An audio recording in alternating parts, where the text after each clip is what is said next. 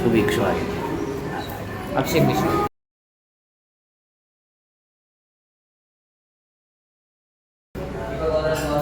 ಹರಿಃ ಓಂ. ಛಲೇ ರಕ್ಷತು ವಾರಾಹಃ ಸ್ಥಳೇ ರಕ್ಷತು ವಾಮನಃ ಅಠಭ್ಯಾಂ ನಾರಸಿಂಹಶ್ಚ ಸರ್ವತಃ ಪಾತು ಕೇಶವಃ. ಓಂ ನಾರಸಿಂಹಾಯ ನಮಃ, ಮಹಾಸಿಂಹಾಯ ನಮಃ, ದಿವ್ಯಸಿಂಹಾಯ ನಮಃ, ಮಹಾಬಲಾಯೇ ನಮಃ, ಉಗ್ರಸಿಂಹಾಯೇ ನಮಃ, ರೌದ್ರಾಯೇ ನಮಃ, ಸರ್ವಾದ್ಭುತಾಯೇ ನಮಃ, ಶ್ರೀಮತೆ ಯೋಗಾನಂದಾಯೇ ನಮಃ, ತ್ರಿವಿಕ್ರಮಾಯೇ ನಮಃ, ಹರಯೇ ನಮಃ, ಕೋಲಾಹಲಾಯೇ ನಮಃ, ಚಕ್ರಣೇ ನಮಃ, ವಿಜಯಾಯೇ ನಮಃ, ಜಯವರ್ಧನಾಯೇ ನಮೋ ನಮಃ.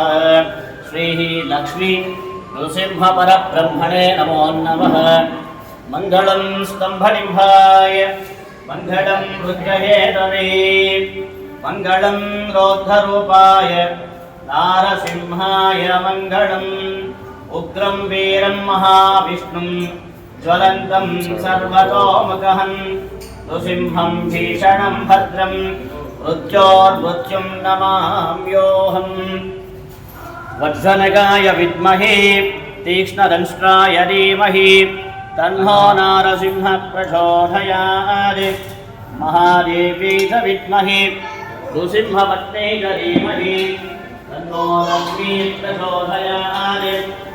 ನಮೋ ನಾರಸಿಂಹಾಯ ಹಿರಣ್ಯಕಶ್ಯಪ ವಕ್ಷಸ್ಥಲ ವಿಹಾರಣಾಯ ತ್ರಿಭುವನ ವ್ಯಾಪಕಾಯ ಭೂತಪ್ರೇತ ವಿಷಾದೋಷಾಕಿನಿ ಕೀರಣೋ ಪೂರಣಾಯ ತಮೋದ್ಭವಾಯ ಸಮಸ್ತ ದೋಷಾನ್ ಅನಹನ ತರತರತರತರಮದ ಓಂ ಭಟರೋಂ ಭಟಂತಃ ಮಹಾರ್ಘಜಾ ವಿದಾಯ ಲಕ್ಷ್ಮೀ ನಾರಸಿಂಹಾಯ ನಮಃ.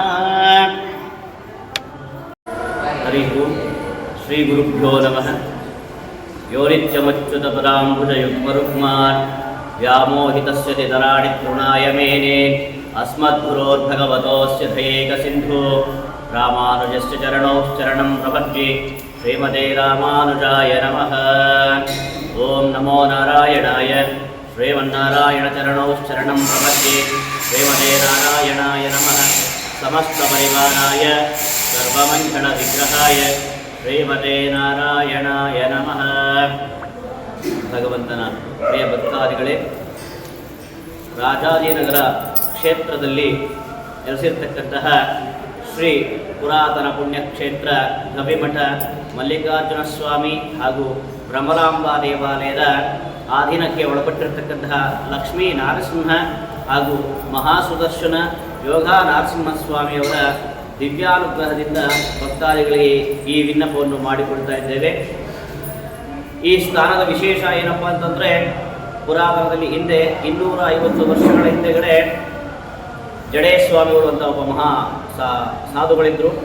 ಆ ಸಾಧುಗಳು ಇಲ್ಲಿ ಗಂಗೆಯನ್ನು ಆವಾಹನೆ ಮಾಡಿಕೊಂಡು ಆ ತೀರ್ಥದಿಂದ ಕೆಳಗಡೆ ಇರ್ತಕ್ಕಂಥ ಮಲ್ಲಿಕಾರ್ಜುನ ಸ್ವಾಮಿ ದೇವಾಲಯದಲ್ಲಿ ಆ ತೀರ್ಥದಿಂದ ದೀಪವನ್ನು ಬೆಳಗ್ತಾ ಇದ್ರಂತೆ.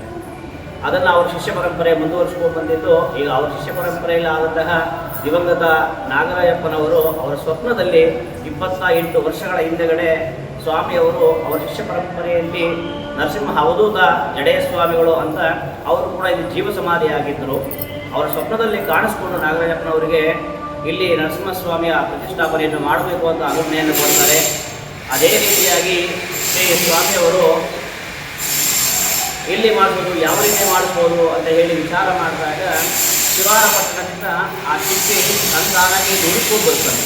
ಆಚಾರ್ಯ ಹುಡ್ಕೊಂಡು ಬಂದು ಅಂತಹ ಸಂದರ್ಭದಲ್ಲಿ ಇಲ್ಲಿ ನರಸಿಂಹಸ್ವಾಮಿ ಪ್ರತಿಷ್ಠಾಪನೆ ಆಗಬೇಕಂತಂದ್ರೆ ಯಾರು ಇದರ ಮೇಲ್ವಿಚಾರಕರು, ಯಾರು ಇದನ್ನು ನಿರ್ವಹಣೆ ಮಾಡ್ತಕ್ಕ ವಿಚಾರಿಸಿದಾಗ ನಾಗರಾಜಪ್ಪನವರು ನಾವಿದನ್ನು ನೋಡ್ಕೊಳ್ತಾ ಇದ್ದೀವಿ ಅಂತ ಹೇಳ್ತಾರೆ. ಅಂತಹ ಸಂದರ್ಭದಲ್ಲಿ ಸ್ವಾಮಿಯವ್ರದ್ದು ನಮಗೂ ಕೂಡ ಸಂಕಲ್ಪ ಆಗಿದೆ, ಇಲ್ಲಿ ನರಸಿಂಹಸ್ವಾಮಿ ಪ್ರತಿಷ್ಠಾಪನೆ ಆಗಬೇಕಂತ.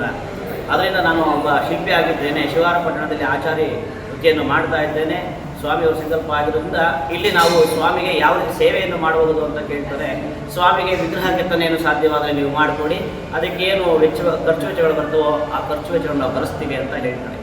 ಸರಿ, ಅದೇ ರೀತಿಯಾಗಿ ಕಾರ್ತಿಕ ಮಾಸದ ಶುಕ್ಲ ಪಕ್ಷದ ಶುದ್ಧ ಪೌರ್ಣಮಿಯ ದಿವಸ ಸ್ವಾಮಿಯವರ ಪ್ರತಿಷ್ಠಾಪನೆ ಆಗ್ತದೆ. ಅಲ್ಲಿ ಪ್ರತಿಷ್ಠಾಪನೆ ಆಗೋಕ್ಕೂ ಮೊದಲು ಇಲ್ಲಿ ಸ್ವಾಮಿ ಜಲಾದಿವಾಸದಲ್ಲಿರ್ತಕ್ಕಂಥ ಸಮಯದಲ್ಲಿ ಸಾಧ್ಯವಾದಷ್ಟು ಸುಮಾರು ಭಕ್ತಾದಿಗಳಿಗೆ ಇಲ್ಲಿ ನೆಲೆಸಿರ್ತಕ್ಕಂಥ ಭಕ್ತಾದಿಗಳು ಇಲ್ಲಿ ದೇವಸ್ಥಾನ ಇದೆ ಅಂತ ಗೊತ್ತಿಲ್ಲ, ದೇವಸ್ಥಾನ ಆಗುತ್ತೆ ಅಂತ ಕೂಡ ಗೊತ್ತಿಲ್ಲ, ಸ್ವಾಮಿ ಜಲಾದಿವಾಸದಲ್ಲಿ ಇರ್ತಾರೆ.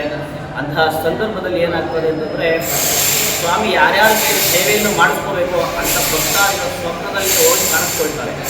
ಆ ಸ್ವಪ್ನದಲ್ಲಿ ಹೋಗಿ ಕಾಣಿಸ್ಕೊಂಡಾದ್ಮೇಲೆ ಭಕ್ತಾದಿಗಳು ಹುಡುಕಿಕೊಂಡು ಬಂದು ಇಲ್ಲಿ ಅವರ ಕೈಲಾದಂತಹ ಧನ ಧಾನ್ಯಾದಿಗಳನ್ನು ಅರ್ಪಣೆಯನ್ನು ಮಾಡಿ ದೇವಾಲಯವನ್ನು ನಿರ್ಮಾಣ ಮಾಡಲಿಕ್ಕೆ ಸಹಾಯವನ್ನು ಮಾಡ್ತಾರೆ. ಅದೇ ರೀತಿ ಅವರು ಇವತ್ತಿಗೂ ಕೂಡ ಪ್ರತಿ ವಾರವೂ ಕೂಡ ಬಂದು ಸ್ವಾಮಿಯನ್ನು ದರ್ಶಿಸಿಕೊಂಡು ಸ್ವಾಮಿ ಸೇವೆಯನ್ನು ದರ್ಶನವನ್ನು ಮಾಡಿಕೊಂಡು ತೀರ್ಥಪ್ರಸಾದವನ್ನು ಹೋಗ್ತಾ ಇರ್ತಾರೆ. ಅದೇ ರೀತಿಯಾಗಿ ಸ್ವಾಮಿಯವರಿಗೆ ನರಸಿಂಹ ಅಂತಂದರೆ ಎಲ್ಲರಿಗೂ ಗೊತ್ತಿರ್ತಕ್ಕಂಥ ವಿಚಾರ, ದುಷ್ಟ ಶಿಕ್ಷಣ ಶಿಷ್ಟ ರಕ್ಷಣ ಅಂತ ಹೇಳುವುದು. ಅವರ ಬೆಂಗಾವಲಿನಂತೆ ಆ ಒಂದು ಶಕ್ತಿಯನ್ನು ನಿರೂಪಣೆ ಮಾಡಿಕೊಳ್ಳಲಿಕ್ಕೆ ಇನ್ನೊಂದು ಆಯುಧವೇ ಮಹಾಸುದರ್ಶನ ಚಕ್ರ. ಎಲ್ಲರೂ ಕೇಳಿರ್ತೀರ ಮಹಾಸುದರ್ಶನ ಅಂದರೆ ಯಾರು? ಎಲ್ಲ ಪೂಜೆಗಳಲ್ಲಿ ಅರ್ಚಕರನ್ನಾಗಿರ್ಬೋದು, ಜ್ಯೋತಿಷಿಗಳಲ್ಲಾಗಿರಬಹುದು, ಅಥವಾ ಯಾವುದಾದ್ರೂ ಪರಂಪರೆಯಲ್ಲಿ ಪುರೋಹಿತರನ್ನಾಗಿರ್ಬೋದು ಕೇಳಿದ್ರೆ ಏನಾದರೂ ನಮಗೆ ಕೆಟ್ಟದ್ದಾಗಿದೆ, ವಾಮಾಚಾರ ಆಗಿದೆ, ಅಥವಾ ಇನ್ನೇನಾದರೂ ಸಮಸ್ಯೆಗಳು ಆಗ್ತಾ ಇದೆ ಅನ್ನುವಂಥ ಸಂದರ್ಭದಲ್ಲಿ ಏನು ನಿಮಗೆ ಹೇಳ್ತಾರೆ ಅಂತಂದರೆ, ಸಾಧ್ಯವಾದ ಒಂದು ಸುದರ್ಶನ ಹೋಮವನ್ನು ಮಾಡಿಕೊಳ್ಳಿ ಮನೆಯಲ್ಲಿ, ನಿಮಗೆಲ್ಲವೂ ಒಳ್ಳೆಯದಾಗ್ತದೆ ಅಂತ ಹೇಳ್ತಾರೆ. ಏತಕ್ಕೋಸ್ಕರ ಹೇಳ್ತಾರೆ ಸುದರ್ಶನ ಅಂದರೆ ಏನು? ಒಳ್ಳೆಯ ದರ್ಶನ ನೀಡತಕ್ಕಂಥವರೇ ಮಹಾಸುದರ್ಶನ ಅಂತ. ಆ ಒಳ್ಳೆಯ ದರ್ಶನ ಯಾವ ರೀತಿ ಆಗಿರ್ತದೆ?